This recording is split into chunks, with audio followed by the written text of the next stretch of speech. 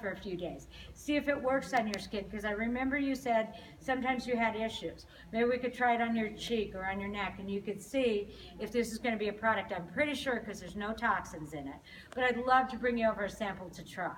Then I scoop out a little transfusium, and I go take it to you, and I get to have another conversation.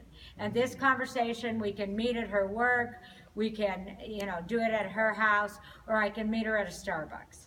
Okay, so conversation should come easy to you.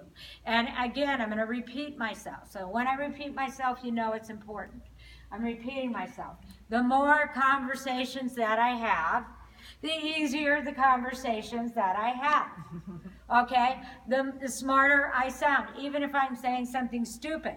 After I've said it 5 times, I sound pretty smart. Okay, and I can get you to follow me, maybe. Okay, have you ever had that happen? Okay, so and you look at that person, you think, how do you get people to follow you? You're like crazy. It's because they practice. They're very good at what they say. They're very good at what they do.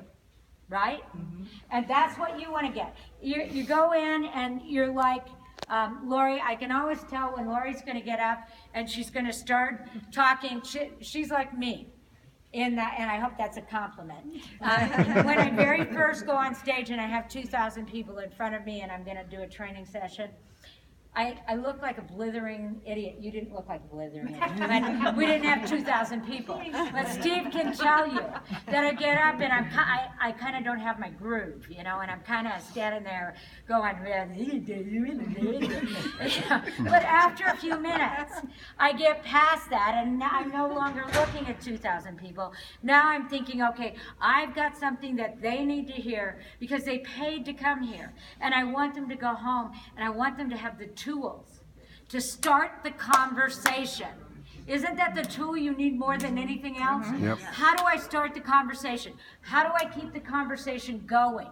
How do I turn that person from a person who walked by my booth to a person who's sampling my product, to a person who buys a box, to a person who orders it from me, to a person who orders it directly from the company, who then becomes a distributor? Because that's what I see when I see a person. I don't have to rush you. You don't have to today become a distributor.